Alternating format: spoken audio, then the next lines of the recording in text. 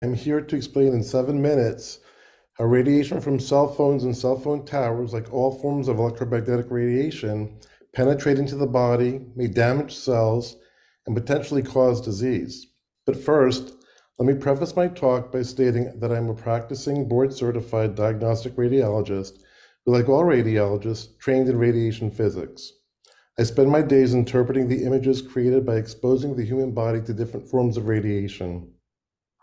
In healthcare, radiation can be used to treat and diagnose disease like cancer that can also cause disease and is therefore tightly regulated. Following are some pictures and videos I'd like to present to make a point. This is a chest x-ray.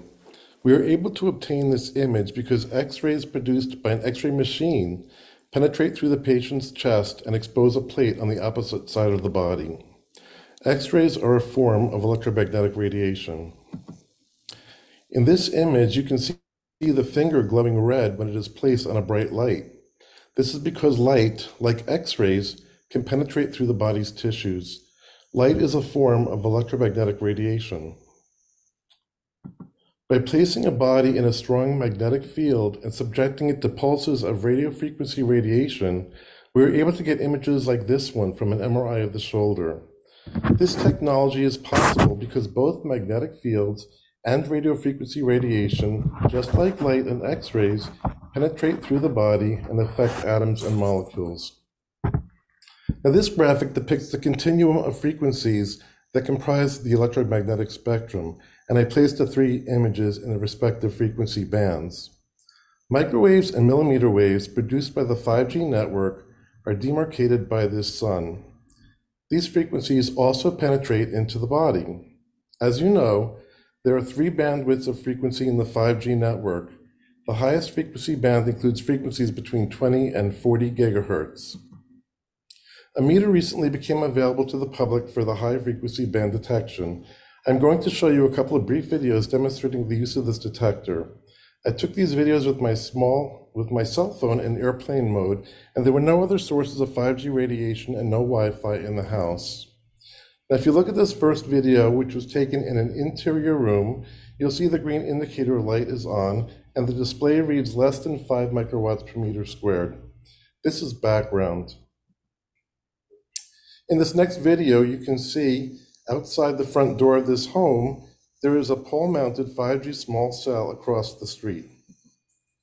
If I take out the detector and I turn on the volume, you can see that the radiation emitted from this small cell is erratic but continuous.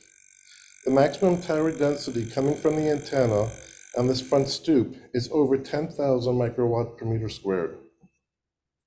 In this final video, you see radiation exposure one would receive in a third-floor bedroom with the window closed while lying on the bed. You can still hear the detectors picking up radiation, and while lying in bed, the person is still receiving a dose or power density of over 700 microwatts per meter squared. All forms of electromagnetic radiation penetrate the body. Some frequencies penetrate deeper than others. Unfortunately for all of us, and I do mean all of us, government regulations are still based on research performed by Hermann Schwann, a distinguished scientist who in 1953 said that heating effects should be used to determine safety limits for microwave radiation. I remember my father telling me when he was in college in 1953, he had heard over the cafeteria loudspeaker that Watson and Crick had discovered DNA.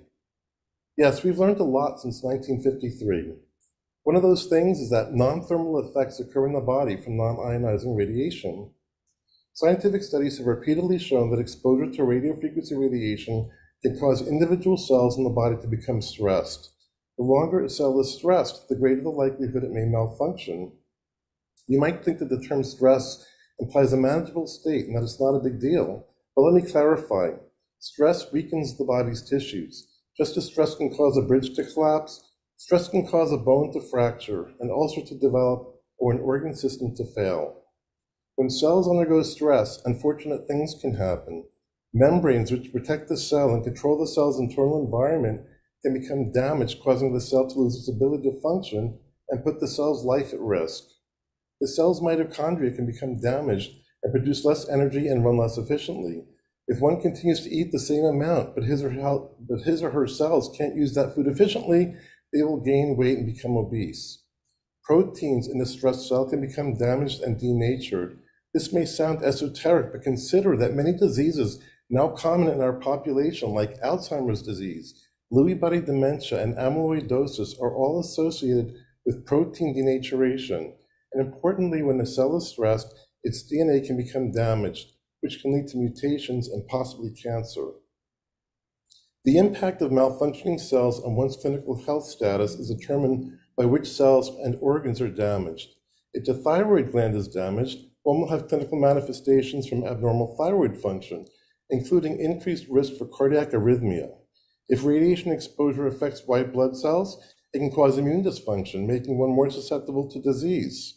If the brain is affected, one may experience confusion, memory loss, ringing in the ears, vertigo, insomnia, and other symptoms.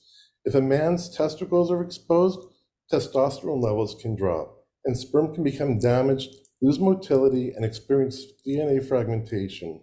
Yes, there are many, many more examples of health effects associated with exposure to radiofrequency radiation described in the literature, and these conditions are becoming more and more prevalent as technology becomes more pervasive. One final point. I've heard it mentioned that the high-frequency band of 5G doesn't or shouldn't penetrate more than a few millimeters into the skin. Whether or not this is true, the thyroid gland is often only a few millimeters deep to the skin surface, and so are the testicles. Interfering with the function of these glands can cause systemic endocrine dysfunction, and in addition, many important cells, including red blood cells and immune cells, are just below the skin surface. Radiation doesn't need to go deep to cause damage. Thank you. My name is Blake Levitt. I'm a medical and science journalist, a former New York Times writer, and the author of a book that won an award on this subject, and the editor of another.